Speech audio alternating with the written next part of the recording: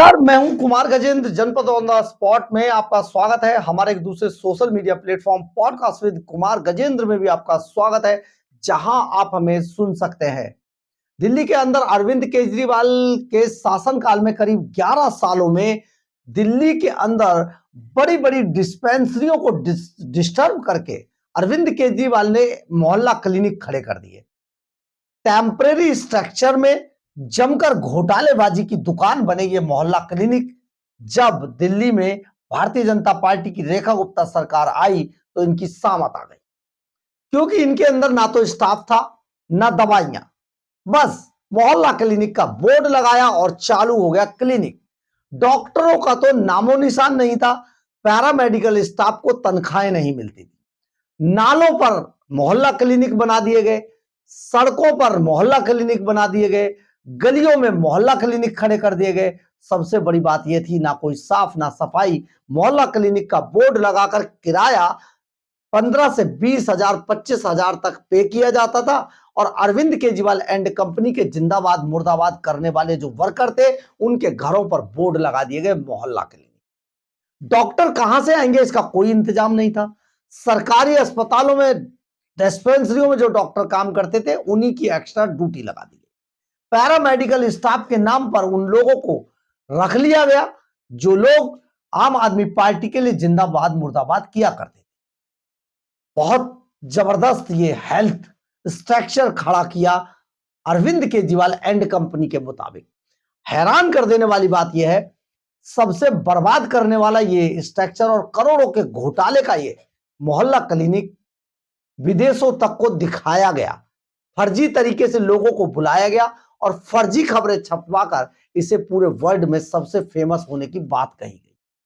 अब वही मोहल्ला क्लिनिक जब रेखा गुप्ता सरकार आई तो उन्होंने एक एक करके बंद करने शुरू कर दिए। और जब ये मोहल्ला क्लिनिकों को बंद किया जा रहा है छांट कर, ऐसे नहीं किया जा रहा है। देखिए यहां पर एक और बात सुनिए कि मोहल्ला क्लिनिकों में कितने मरीज आ रहे हैं, इसका आकलन रेखा गुप्ता सरकार पर डे के हिसाब से हर महीने कर रही है। यानी कि अगर मान लीजिए किसी मोहल्ला क्लिनिक पर ज्यादा से ज्यादा मरीज आएंगे तो उसको बंद नहीं किया जाएगा, इसीलिए इनको फेज आउट किया जा रहा है।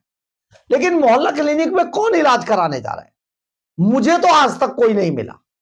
आम आदमी पार्टी के वर्करों की झूठे बातों को छोड़ दिया जाए अगर, तो मुझे कम से कम नहीं मिला कि कोई मोहल्ला क्लिनिक में जाके इलाज कराता है।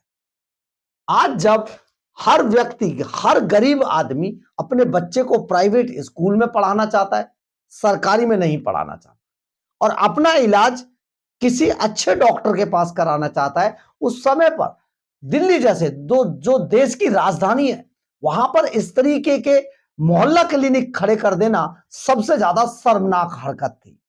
अरविंद केजरीवाल के अपने लोग जो थे, यानी कि जो सरकार में विधायक थे, वो खुद और उनके परिवार मैक्स और फोर्टिस हॉस्पिटलों में इलाज करा रहे थे।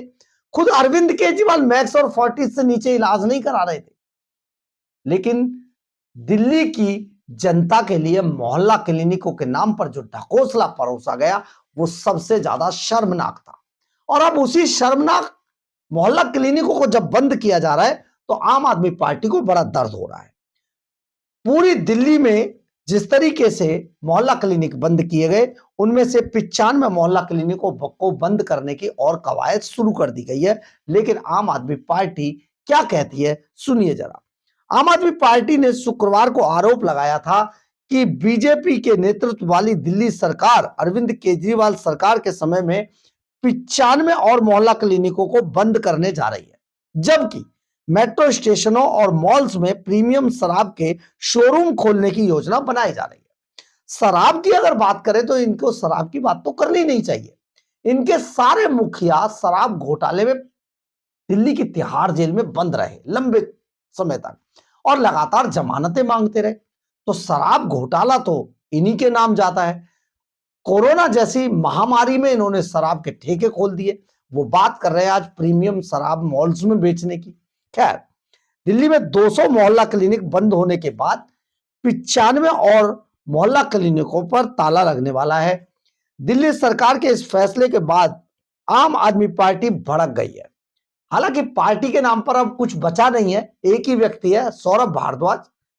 आतिशी मार लेना, अब कहीं दिखाई नहीं देती है, सौरभ भारद्वाज ही भड़कते हैं, तो वो कहते हैं आम आदमी पार्टी भड़क गई है। 4 लोगों की पार्टी नहीं है, भड़क के करेगी क्या, लेकिन भड़क गई है।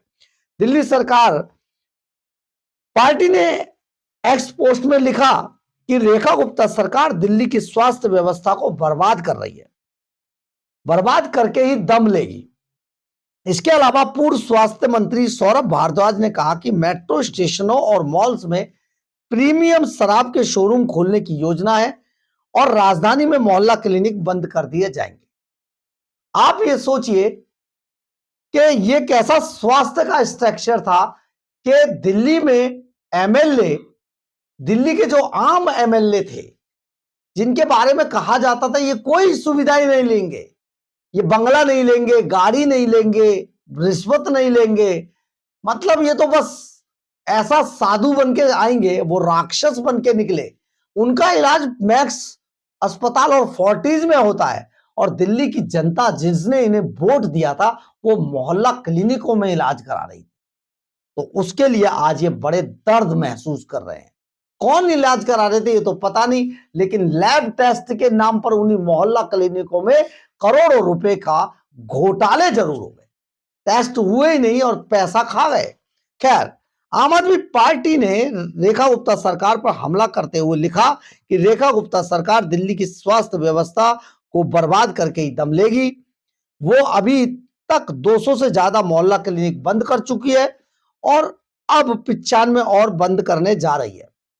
बीजेपी सरकार नहीं चाहती कि किसी को भी मुफ्त इलाज और दवा मिले, जिससे लोग प्राइवेट अस्पतालों में इलाज के लिए जाएं। बीजेपी के चहेते स्वास्थ्य माफियाओं को फायदा पहुंचे।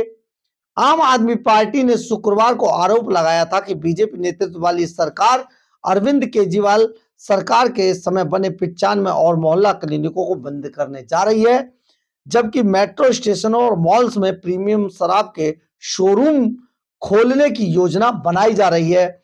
आम आदमी पार्टी की दिल्ली सरकार की इकाई ने के अध्यक्ष सौरभ भारद्वाज ने सवाल किया कि अब ये वो मरीज कहां इलाज कराने और दवा लेने जाएंगे जो इन क्लिनिकों पर निर्भर थे। भारद्वाज ने दावा किया कि सरकार ने पहले किराए की जगह चल रहे क्लिनिक बंद किए, फिर वे जो अन्य स्वास्थ्य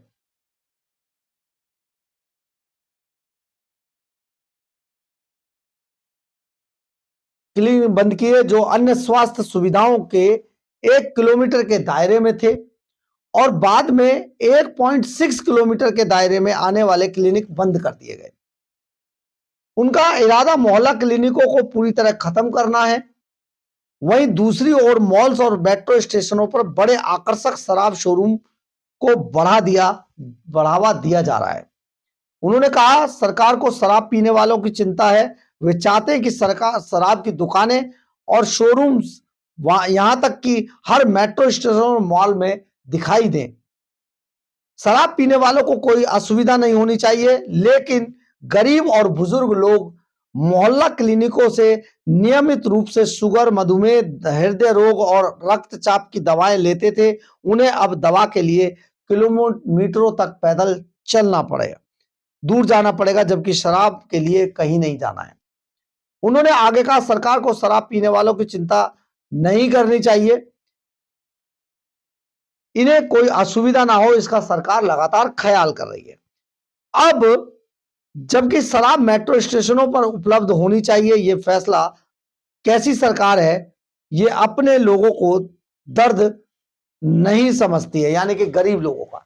लेकिन सबसे बड़ी बात यह है, अरविंद केजरीवाल एंड कंपनी के टाइम पर जब पूरी दुनिया बंद थी, उस वक्त कोरोना महामारी के समय जब दिल्ली पर खतरा मंडरा रहा था, जब दिल्ली के लोग तड़प तड़प कर ऑक्सीजन के लिए दम तोड़ रहे थे, उस वक्त अरविंद केजरीवाल ने शराब के ठेकों को खोल दिया था।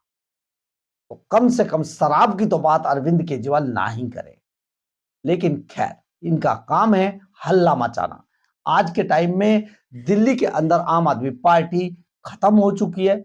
पार्टी के नाम पर अब बहुत कुछ बचा नहीं है, लेकिन जो बचा है सिर्फ अखबारों में, चैनलों में बयान देकर पेड न्यूज छपवाने का जो सिलसिला है, अभी जारी है, आप देखते जाइए। बहुत जल्दी आपको वो समय आएगा, आम आदमी पार्टी की खबर सिर्फ इतने से कॉलम में छपी हुई किसी पन्ने पर नजर आएगी, क्योंकि आम आदमी पार्टी खुद अब नजर नहीं आ रही है। बहरहाल, अगर आपको हमारी ये खबर अच्छी लगे तो आप इसे लाइक, सब्सक्राइब और शेयर जरूर करें। कमेंट्स बॉक्स में अपनी राय जरूर लिखें, इससे हमें बहुत बहुत बहुत ऊर्जा मिलती है। जय हिंद, जय भारत।